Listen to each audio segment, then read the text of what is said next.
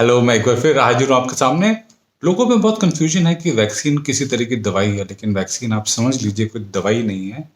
Vaccine जो germs होते हैं, जिस जिस जर्म्स के अगेंस्ट हम वैक्सीन दे रहे हैं, उस जर्म्स के मरे हुए या उसके इनइफेक्टिव इनएक्टिव पोर्शन को लेकर बॉडी में इंजेक्ट कर दिया जाता है। जैसे कि अगर हम कोविड की बात करें, तो कोविड के जो वायरस है, उस वायरस के आप सोच लीजिए इनइफेक्टिव उसके जो को क्रश करके एक तरह से, और उसके एक टुकड़े जो कि बॉडी में हार्म ना कर सके, उसको आपकी बॉडी के अंदर डाल दिया जाता है। तो हमारी बॉडी का जो इम्यून मैकेनिज्म है, जो कि हमारे बॉडी के वाइट ब्लड सेल्स होते हैं, जो बाकी मैकेनिज्म होता है जो कि लड़ाई करने के लिए बना हुआ है, जो कि फाइटर सेल्स होते हैं, वो जागृत हो जाते हैं। हमारे बी सेल्स, टी सेल्स, जो भी हमारे इम्यून सिस्टम के जितने भी सेल्स होते हैं, वो जागृत हो जाते हैं सोच के कि कोई इंट्रूजन हो गया हमारी बॉडी में, कोई घुसपैठिया आ गया तो इससे लड़िए। बिकॉज वो समझ नहीं पाते कि ये मरा हुआ है, क्योंकि उनके ऊपर एंटीजन अभी वायरस के ऊपर या किसी बैक्टीरिया के ऊपर जो पोर्शन है जिससे कि हमारी बॉडी उसको पहचानती है कि ये एक कीटाणु है, हमारे बॉडी का पार्ट नहीं, उसको हम एंटीजन बोलते हैं। तो उस एंटीजन को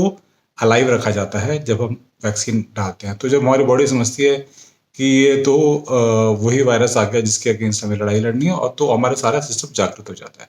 अब हम बात करते हैं वैक्सीनेशन की। अभी जो वैक्सीनेशन चल रहा है हमारे कोरोना के अगेंस्ट, उसमें एक फर्स्ट डोज और सेकेंड डोज की बात चल रही है। जो फर्स्ट डोज होता है उसमें वही हमारे बॉडी के अंदर मरे हुए वायरस डाला जाता है कोरोना वायरस के, तो हमारी बॉडी का कुछ सिस्टम जागृत हो जाता है। लेकिन हमारे बॉडी में मेमोरी सेल्स होते हैं जो कि हमारे जो याद रखते हैं कि किस जर्म के साथ, किस वायरस के साथ कैसे लड़ाई लड़नी है। तो वो उनकी मेमोरी को सुदृढ़ करने के लिए, उनकी मेमोरी को पक्का करने के लिए करीबन महीना 1.5 महीने बाद वो दोबारा वही वायरस का जो वैक्सीन है लगाया जाता है। मतलब उसी वायरस के या बैक्टीरिया के मरे हुए कंपोनेंट्स डाले जाते हैं बॉडी में, ताकि बॉडी को याद हो जाए, अच्छी तरह से पक्का हो जाए, रिवीजन हो जाए बॉडी की भी, हाँ इस वायरस के साथ ऐसे लड़ना है, ये वाले एंटीजन बनाने हैं। अब क्या हुआ, इस दौरान किसी को मान लीजिए कोविड हो गया, असली में कोविड हो गया, बिकॉज पहली डोज से 66% ऐसा कुछ है, अलग अलग वैक्सीन का अलग अलग एफिकेसी है, उसके हिसाब से किसी को मान लीजिए कोरोना हो गया, कोविड-19 हो गया। कोविड-19 जिसके अंदर हो गया, तो उसके अंदर जो एंटीबॉडीज हैं वो तो जगेंगे ही जगेंगे ना, बिकॉज पहले तो नकली वायरस डाल के आपके बॉडी में जगा रहे थे, अब तो असली वायरस चले गए, तो आपको जो काम वैक्सीन ने करना था वो तो कोरोना वायरस करेगा ही करेगा, जो असली बॉडी में चला गया है। तो अब आपको सेकेंड डोज की जरूरत है कि नहीं, आप सोच लीजिए, अपना दिमाग लगाइए कि जब आपको ऑलरेडी कोरोना वायरस कोविड-19 हो गया है, और जो कह रहे हैं कि 3-4 महीने तक एटलीस्ट अभी तक जितना डॉक्टर्स को पता है, उन्होंने कह रहे हैं 3-4 महीने तक उसकी मेमोरी रहती है हमारी बॉडी में, उसके आगे का उनको पता नहीं। अभी हो सकता है कि जिंदगी भर रहे, हो सकता है ना रहे, बिकॉज बहुत सारे वायरसेस ऐसे होते हैं जो हमारी बॉडी में एक बार वैक्सीन लग जाए या एक बार हमें इन्फेक्शन हो जाए, वैक्सीन लग जाए या इन्फेक्शन हो जाए, एक ही बराबर होता है। जैसे मान लीजिए किसी को हमने स्मॉल पॉक्स का हमने वैक्सीन लगा दिया, तो उसको वैक्सीन दोबारा लगाने की जरूरत नहीं होती लाइफ भर में, उसको एक बार लग गया, जो जो जन्म के आसपास ही लगा देते हैं, तो जिंदगी में उसको स्मॉल पॉक्स नहीं होगा। या मान लीजिए किसी को गलती से उससे पहले स्मॉल पॉक्स हो गया वैक्सीन लगने से पहले, तो अब उसमें उस वायरस के अगेंस्ट एंटीबॉडी बन गया, उसको दोबारा कभी नहीं होगा। तो एक वैक्सीन लगना या उस चीज से इन्फेक्ट होना, हमारी बॉडी को सेम चीज लगती है।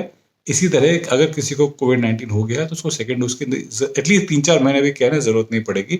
उसके आगे का उनको पता नहीं, जब वो ऑब्जर्व करेंगे हो सकता है कि 6 महीने, 8 महीने, साल, जिंदगी भर, we don't know, but currently 3-4 महीने उसको जरूरत नहीं पड़ेगी। This is the effect of being infected. तो लोग कंफ्यूज स्टेट में बैठे हुए हैं कि हमें कोविड-19 हो गया है, हम दूसरी वैक्सीन लगवाएं ना लगवाएं, पहली लगवाएं ना लगवाएं।